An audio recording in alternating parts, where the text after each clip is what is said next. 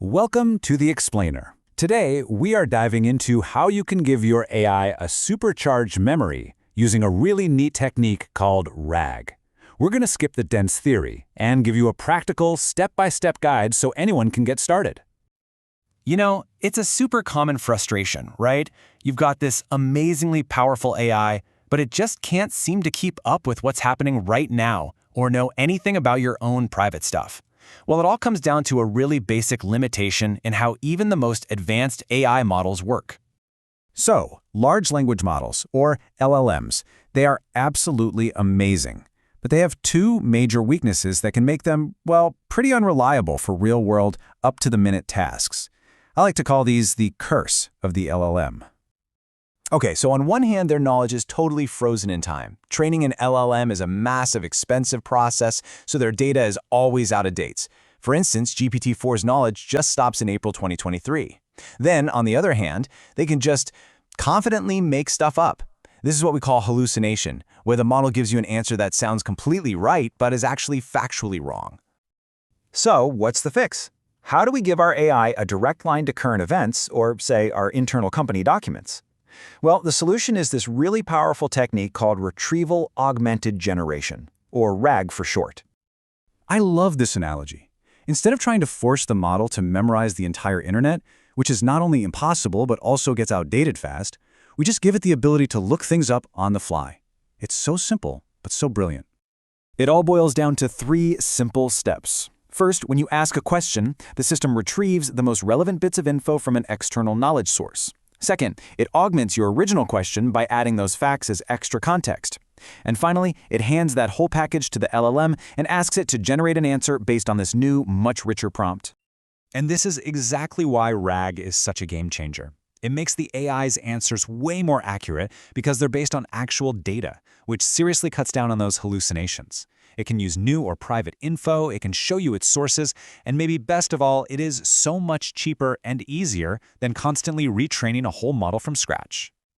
Okay, let's get practical. How do you actually build one of these systems? We're going to start with creating that open book for your AI. This is called the indexing pipeline, and it's the foundation for everything else. Now, this is an offline process, which just means you do it ahead of time to get your data ready. It's basically a three-step dance. You load all your documents, you split them into manageable pieces, and then you embed them into a special format that a computer can search through really fast. First up, you've got to load your information. This is your knowledge base, and it can be pretty much anything you can think of. Text from a website, a whole library of PDFs, your company's internal wiki, you name it. And the best part is, you don't have to build this from scratch. Modern frameworks have these things called loaders for just about any data source imaginable. I mean, look at this. With just a couple lines of code using a library like LangChain, you can grab the entire transcript from a YouTube video and turn it into knowledge. It's that easy. Okay, so you've loaded your data. Now you've got to chop it up. You can't just feed a giant 200-page report to the system all at once. You need to break it down into smaller, bite-sized chunks. This is super important because smaller chunks give you much more accurate search results, and they have to be small enough to fit inside the AI's limited attention span, its context window. And again, the tools make this really simple. Here, we're telling it to break a document into 2,000-character chunks, but notice that chunk underscore overlap part? That's a really clever little trick. It creates a small overlap between the chunks so you don't accidentally slice an important idea right in half. All right, now for the final and honestly most magical step, embedding. This is where we take every single one of those text chunks and convert it into a long list of numbers, a vector, that mathematically represents its meaning. The key here is that chunks with similar meanings will have very similar vectors. And this is what one of those embeddings actually looks like. Yeah, just a huge array of numbers. But this vector is what lets the system do a semantic search. It's not just looking for keywords anymore, it's looking for chunks of text that are conceptually or semantically similar to what you asked. Okay, so we've done our homework. We've prepared our entire knowledge base with that offline indexing process. Now for the fun part. Let's see what happens in real time when a user actually asks a question. And here's the magic in action. A user asks a question, right? That question also gets turned into a vector, The system then plays a quick game of matchmaker, searching through all the vectors in our knowledge base to find the one that's the closest match. You can see here how the query on the left found the perfect paragraph on the right. That retrieved text is then fed to the LLM to generate the final answer. So now that you see how it works from start to finish, you're probably asking, okay, what tools do I actually need to build this myself? Well, the good news is the ecosystem is growing really fast, and a few key players have already emerged.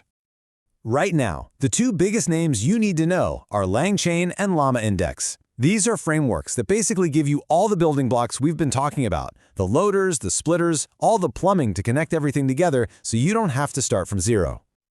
And beyond those main frameworks, there are a few other pieces you'll want to know about. You'll need a vector store, like Face or Pinecone. Think of it as a special database for storing all those number vectors. And once you've got a prototype, you'll need evaluation tools, like Ragus, to make sure your answers are actually good before you show it to the world on a platform like Streamlit. RAG is just such a powerful idea because it turns a generic jack-of-all-trades AI into a specialist expert with a perfect memory. The core model gives you the reasoning, but it's the knowledge you provide that makes it uniquely powerful. So the real question isn't how to do it anymore. It's what are you going to teach it first? Your company's documentation, all your personal notes, the possibilities, they're really endless. So if you've been anywhere near the world of AI lately, you've definitely heard about RAG, or Retrieval-Augmented Generation. It's this technique that promises to make our large language models way smarter and, more reliable. But here's the thing. As a ton of engineers are finding out the hard way, getting RAG right is so much harder than it looks. Today, we're going to pull back the curtain on the real, hidden challenges of building a RAG system that actually works. Okay, so let's just quickly level set on what we're talking about.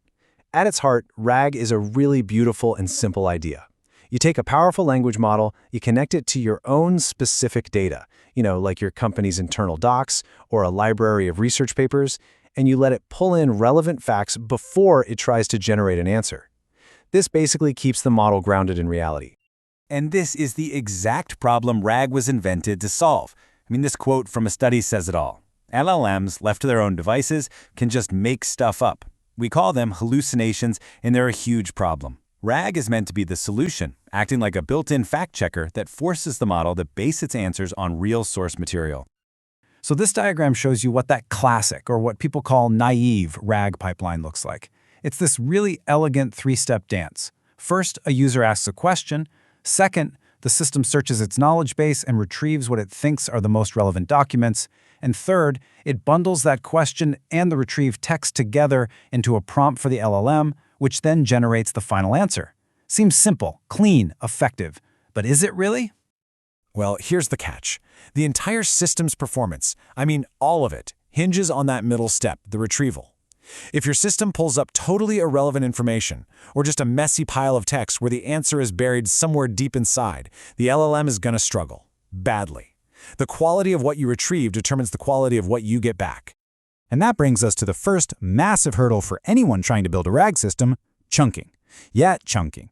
It's the question of how you break up your documents into pieces that are small enough to search effectively, but also big enough to actually make sense. And trust me, there is a fierce debate raging about the best way to do this. For instance, here's a really popular strategy you see out in the wild, shared by a developer on Reddit. They make the case for what's called a small to big approach. You search through tiny, specific chunks to find a really precise match, but then you grab a much larger chunk around that match to give the LLM all the context it needs to write a good answer.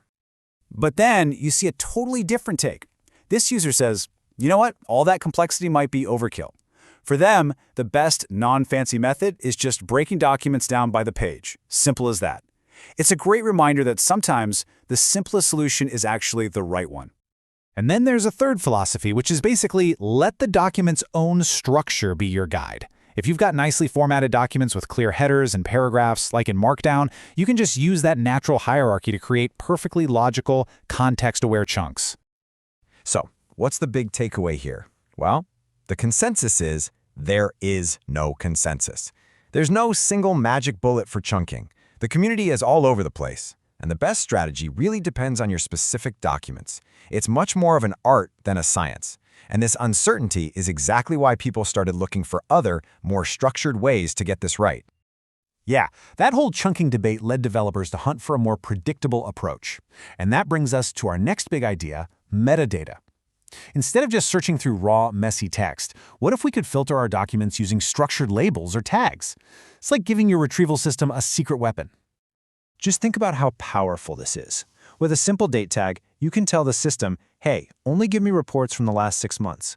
With a source tag, you can narrow it down to documents from a specific trusted author. And a topic tag, that lets you instantly focus your search on a single subject. It's a game changer.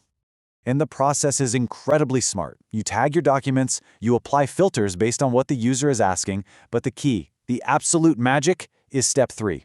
You narrow down the search space before you do the heavy lifting of the vector search. This is a massive boost for both speed and accuracy. Okay, so we've got these intense debates around chunking and these more structured ideas like metadata. But here's the million-dollar question. Do these so-called advanced techniques actually perform any better than the simple, naive approach we started with? Well, a recent master's thesis decided to put them to the test in a proper, rigorous experiment. So, the study pitted 3 different techniques against each other.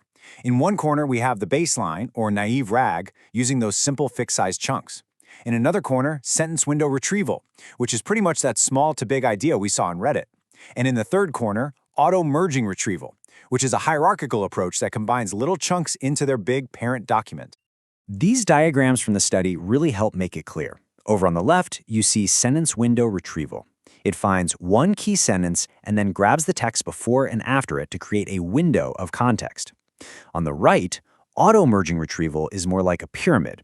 If enough of the small chunks at the base are relevant, it just says forget it and retrieves the single larger chunk at the top.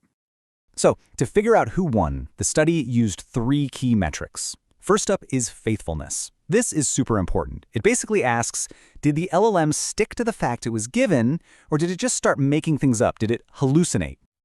The second metric was answer relevancy. I mean, an answer can be 100% factual, but if it doesn't actually address what the user asked, it's useless, right? So this measures how on target the final response is. And finally, we have context relevancy.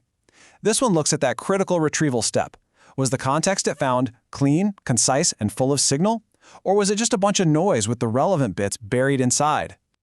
All right, the stage is set. We've got our 3 contenders, we've got our 3 scoring rules. It's the simple, naive baseline versus 2 sophisticated, advanced retrieval methods. So, who won? The results were probably not what you'd expect. In fact, the data revealed a really surprising verdict on the actual value of these so-called advanced techniques. Now, to be fair, the advanced methods did score some clear wins. For example, on questions of medium difficulty, that auto-merging technique achieved a near-perfect faithfulness score, 99.6%. That was a statistically significant improvement over the baseline, so these techniques can make a difference. But, and this is the bombshell, outside of a few very specific cases like that one, the abstract of the study says it right there. Overall, there were no statistically significant differences in performance between the advanced pipelines and the simple naive one. So what does this all mean? The big takeaway is that advanced does not automatically mean better. Naive RAG is way simpler to implement, and according to this study, it's often good enough. All that extra complexity you add with the advanced techniques, it doesn't guarantee you're going to get a better result. And that leaves us with one last really important question. If just grabbing the fanciest, most advanced technique isn't the answer, what should we be focusing on? The real lesson here seems to be that there's no substitute for actually understanding your own data and testing what works for your specific use case. The right question isn't which method is best, it's which method is best for me and my data.